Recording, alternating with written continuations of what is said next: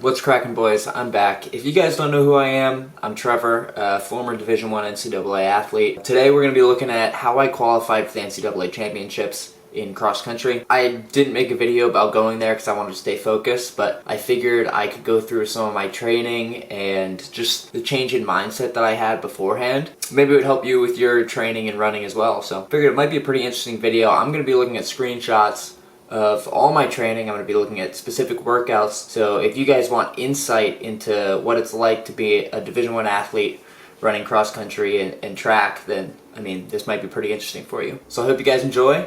Let's get into it. Alright, so let's run it all the way back to December of 2019. If you go back and watch my videos then, I had the intro of the U14 project. So my goal then was to break 14 in the 5K, and I was dead set on doing that, right? Like, that's all I wanted in life, pretty much, was to break 14. That's all I cared about.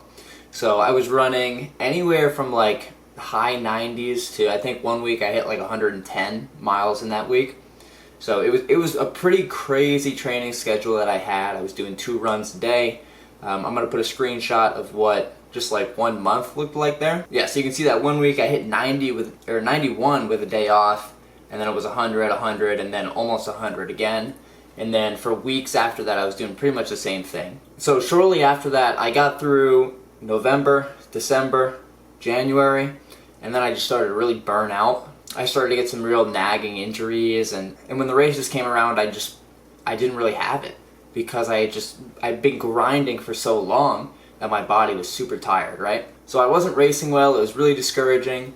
And then shortly after that, I got injured. Now, this injury that I had, they actually thought that I had torn my labrum, which is like the cartilage in your hip that attaches the bone to the pelvis, right? So I had to get a bunch of imaging and tests done, and fortunately it wasn't that. It was just really bad bursitis.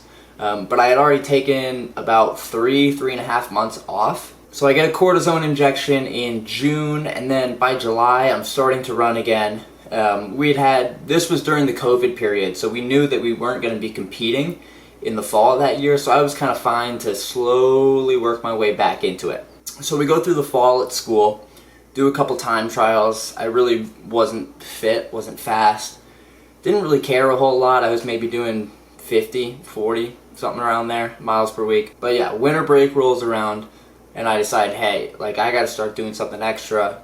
We have cross country coming up, and my mindset was all on the team.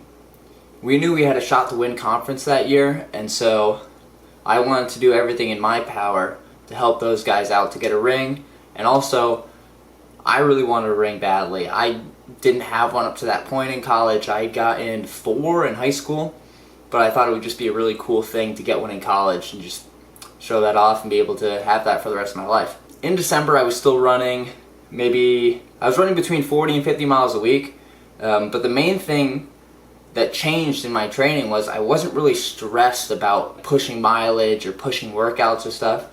I was taking it way more chill than normal. I was only running 6 days a week as well, which honestly I think was super helpful for me. I'm incredibly injury prone, and so taking that 1 day a week to let my body recover and just absorb the work that I had done those other 6 days actually I think made me fitter in the end. So when we look at some workouts here, I got them written down here on my computer. I got screenshots of everything. You guys will be able to see it as well on the screen. So yeah, 2nd of December I did a 7-mile cut down at 5:19 average. I think I went down to right around 5 flat in the end, which at the time was a really solid workout. This was when I started to notice those 40, 50 miles a week were actually like not that far off of the crazy mileage I had been doing before.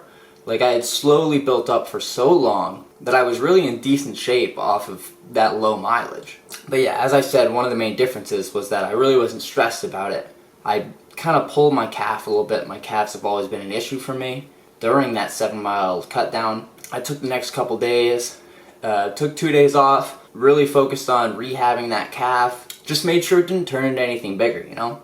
When you get a little strain or something like that, the worst thing that you can do is try to push through it, because then it turns into something else. You gotta be in tune with your body and know, is this gonna be something that I can run through, or is it something where I need to take 2 days off and just let it heal, you know? One of the other things that I did during December to kind of supplement the training that I was missing because I wasn't running a whole lot was I absolutely hammered core, right? I was doing 2 core sessions a day, just crunches, push-ups, pull-ups, all that crazy sort of stuff, because I knew that that would have some benefit whenever I got back. I was also taking protein powder and creatine at the time, because honestly it's hard for me to eat enough food.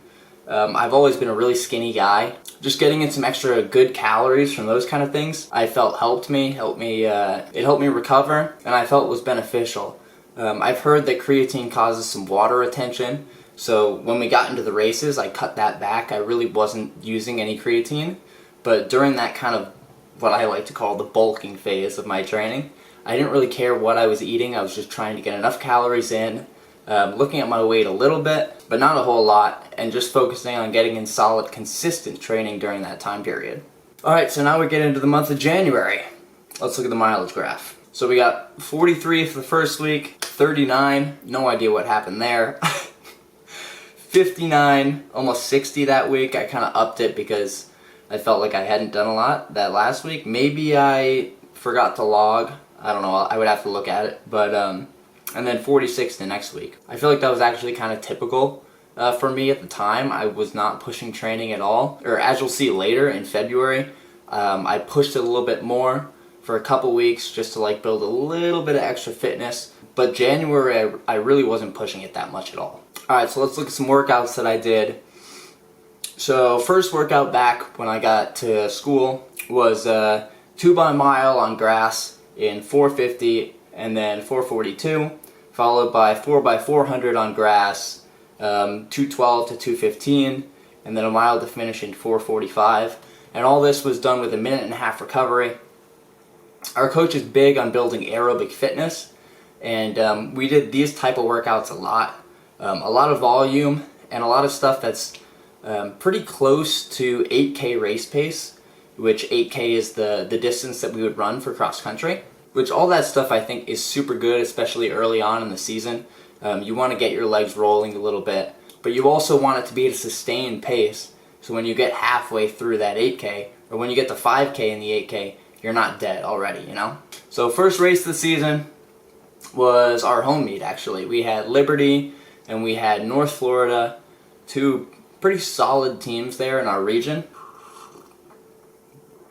Oh, I'm going to be so jacked up after this coffee. This is my second one. So we went out crazy hard at that meet. We came through the K in like 250, which is kind of rolling, especially on grass. But I was really nervous for this meet, actually, because it was my first real race in so long, you know? I hadn't raced in actually a full year, you know, which was, it's crazy to think about, but it was a whole year since I had a real race. I was happy to get that one under my belt.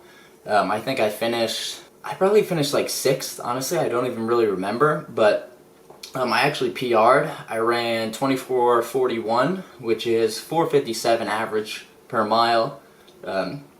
Solid race in my estimation, just a good start to the season for me. I knew I wasn't in fantastic shape, but to get something that was decently fast under my belt, I felt really good about. So when we look at more workouts from the month of January here, we see a little over 6 miles at 5:15 average. One thing that I noticed, because I wasn't doing that much mileage, was I really couldn't do the 8-10 mile tempos that the other guys were doing. This one, I think I actually dropped out because I felt like I had gotten over that threshold or I had crossed the threshold of tempo into like almost a race. And I've been running for so long that I know my body really, really well now, to the fact where I can say, hey, this is somewhere where I should not push it. Either slow down, or I had the maturity to either slow down or stop the workout there. So I really didn't put myself in a pit to where I wasn't going to be able to race well when I needed to. Because at the end of the day, like, training is training and racing is what we train for. You could be the fastest guy in the world in workouts, but if you can't compete on race day, then it doesn't matter. One other thing that I wanted to touch on was long runs. I did not want to push long runs because of the previous experience that I had had with getting injured and really pushing those long runs. I think at one point I had done like a 20 miler. This was back like a full year prior, before I got injured. So the longest long run I did, I'll put it on the screen here, was 13.58 miles. The longest I was going to run was an hour and a half. I didn't want to go any longer than that. I mean, one of the main themes of this video so far is just keeping it consistent and really not pushing your body too much. Sometimes less is better. Alright, so here we go. We're getting into February. This is 1 month until our conference race, which was on March 5th. I think at this time we had found out that, or it was a little bit before this, we had found out that whoever was going to win conference was going to go compete at the NCAA championships in Oklahoma. So looking at the mileage graph here, this is the month that I really pushed it. I pushed the workouts, I pushed the mileage a little bit more than I had been before. Not too much to the point where I was killing my body, but still pushing it more than normal. I actually took 1 week during this month and I ran 7 days that week, which honestly kind of wrecked me, which was the weird thing. Like running 70 miles destroyed me. I was so tired, which is funny to think about considering the mileage that I had been doing before. So I had been super consistent up to this point, and I started feeling really good with the training that I was doing, and things just started to fall into place. We raced on February 5th at Florida State. I really didn't compete super well at that meet, which was a little disheartening, but when you have a bad race, you just got to put that behind you and just stay consistent with it. I feel like I'm saying consistency way too much, or consistent, but I mean, that's really what it's all about. Looking at workouts, here we go. February 12th, 7 miles, 4:52 average. This is a workout where we did 1 mile hard on the track. We like to call this an Oregon workout, where you do like a mile, and then you do a tempo, and then another mile, and then a tempo, and then another mile. So it's kind of like alternating paces. You're moving the entire time, so you never really get a break. You can actually run pretty fast, which is what I did here. I mean, 7 miles averaging 4:52 is no slouch of an effort. So first mile we did in 4:38. Honestly felt like a breeze. Then we did the tempo at 5:38. We were really just trying to keep our group of guys together. We had like 10 of us there because our main focus was the team, as I said before. Second mile, another 4:38. Another 2 mile tempo at 5:38. Super consistent so far. And then we dropped that last mile down to 4:30. And I think this workout is where kind of the confidence started for me. I was feeling super good, super easy during these workouts, and leading our group of guys who I knew were all fit. So I said we raced on February 5th. We had a full month between when we raced then and then all the way up to our conference meet. So we really took this month and we hammered it hard. Some of the workouts were supposed to be considered like almost a race effort, which I think was super beneficial for me and the whole team. So when we look at this second workout we did here, we did 8 by a K, and we started at 3 minutes and worked it down to 2:51. That workout was like partially on the track, partially on grass. And I remember dropping everybody during this workout. It was pretty, or no, I didn't drop everyone actually. We had one other guy with me, but I was pushing the pace a little bit at the end of the workout, just feeling real confident, feeling real smooth and easy, and yeah, really starting to feel good. The third big workout in February that we did that just showed me that I was ready for something crazy was we did 3 by 2 miles, cutting it down. We were supposed to hit 10 flat, and then 9:45, and then 9:30. And this was all with like a 5-minute jog recovery. So the first one we hit 9:58, second one 9:42, and the last one was 9:31. My coach actually slowed us down that last one because we had dropped some guys in the group. So I feel like if he had just let us go, we would have run real fast. But that's one of the reasons why you have a coach there. You have a coach because when you're feeling really good, sometimes you need somebody there to say, hey, this isn't a time to push. This is a time to just hit the splits, get the work in, and get out. Final workout before conference, 6 mile tempo at 5:23 average. super hot this day. I think it was like 85 degrees and pretty windy. It was actually a little bit tougher than I was hoping it would be, but I think that was because of the heat and the wind. But I kind of got confidence from this workout because I was running with my friend Jamie, or my teammate Jamie, who is always dropping me in tempos. Like, he's really good at them. They're really not one of my strong suits. And just to be able to drop him in a workout like that and still feel smooth, just let me know that I played my cards right, and a week from then I was going to be ready to go and run something crazy. So I also wanted to go over like how I taper for a race, like a big race like this. So if you look at here, so 4 days out I did 9 miles, which is like generally what I would do every day. Just one run, 9 miles. One of the things I focused on was just running until I was like, all right, I'm done with this today. You know, my training was so relaxed, and I was listening to my body so much that I knew when I should stop and when I should keep going, you know? So 3 days out I did 8.3 miles, one run again. 2 days out, 6.3 miles, one run. And then 1 day out I just did 4 miles. That was a course preview.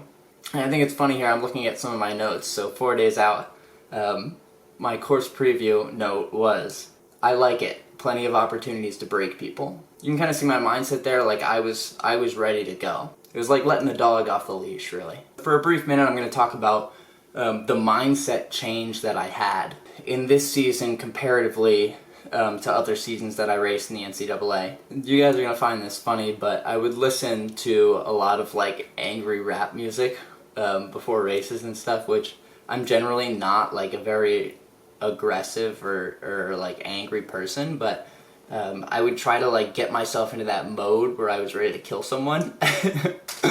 And I knew that like going out there on that day, like I was ready to die on that course. Not literally die. I know I told some of my teammates, and if they're watching this they'll find this funny, but I was like, I'm ready to either kill somebody or get killed, you know? And I said that to them so dead seriously that I think they believed me. But yeah, I mean, the best races that I've ever run were the ones where there was the most pressure and I really pushed my body to the limit that I could go to, and I think this race was a prime example of that. It's really just all about just getting the most out of yourself come race day. I think if you're willing to push yourself to the absolute limit, it's hard to have a bad race. You can find that extra 1-2% that some people really just don't have. Alright, so conference race day. Whoever wins qualifies to the NCAA championships. I got lucky on this day.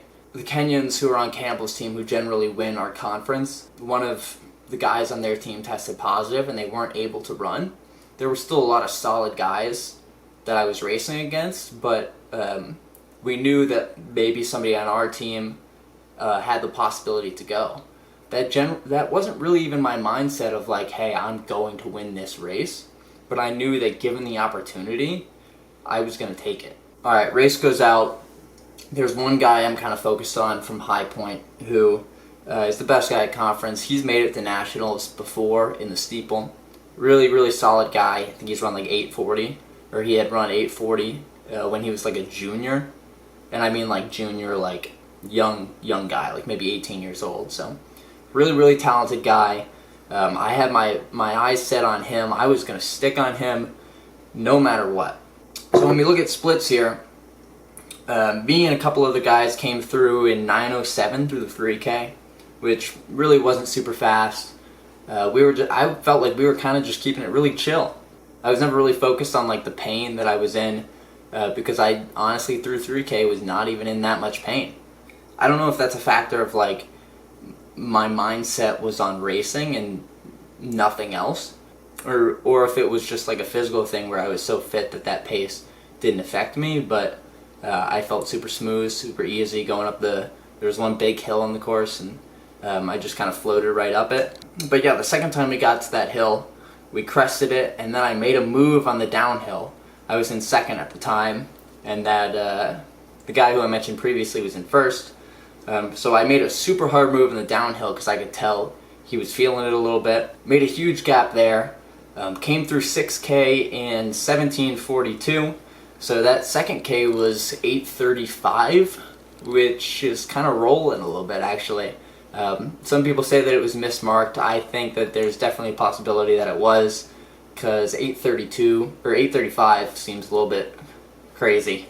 But yeah, I had an 18-19 second gap at that point, and I knew I just needed to hold it. The gap actually got bigger from that point on, until about maybe 400 to go, when I just kind of jogged in for the win. My finishing time was 23:54, 4:48 average mile, and yeah, that's how I qualified for the NCAA championships. Alright guys, I hope you enjoyed the video. I hope it maybe gave you a little bit of insight into what it's like being an NCAA athlete, what it takes, and maybe you can utilize some advice that I've learned over the many years to help you in your training and ultimately become a better runner. If you haven't seen the 2021 documentary, I'm going to put a card up in the corner for it. Go check that out. It's about an hour long, but it follows our team through the entire season of every workout, every race, and just kind of gives you an insight into what it's like to be an NCAA Division I athlete, and just some of the guys in the team and how funny they are. So go check that out. Thanks for watching. If you haven't subscribed, do so already. Leave a like, and I will catch you guys in the next one.